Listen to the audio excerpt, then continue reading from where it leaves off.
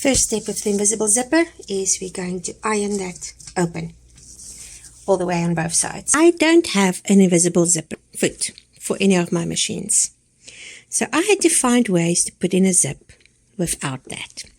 So the first step that I showed you was to iron this open. But if you look closely over there, there's a little line. So when I sew on that line.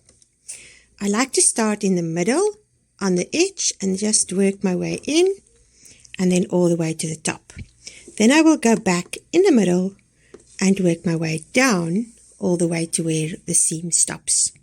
Next up, I made sure my middle line meets up on the side, and then I pinned just the edge of the zip, and I'm now going to sew that edge in place. Then afterwards I will come back in, open the zip up, and then sew as close to the teeth on that line that I showed you before. I've sewed it over there, and now I'm going to open the zip.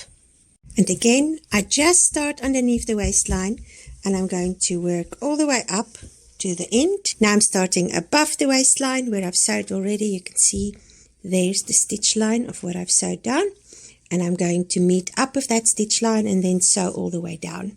And here at the bottom of the zip, I'm now going to pull that zip open all the way to the end. So it's open now, and now I'm going to sew until there where the seam is.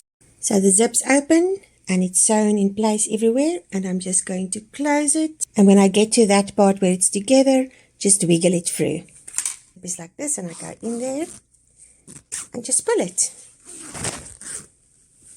and there is the final product.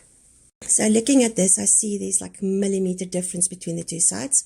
So what you can also do is just take a needle and thread and tack it in the place where you want it after you've sewed the first one, and then you sew the rest in place. I'm not bothered too much about that because I am going to put lace on there.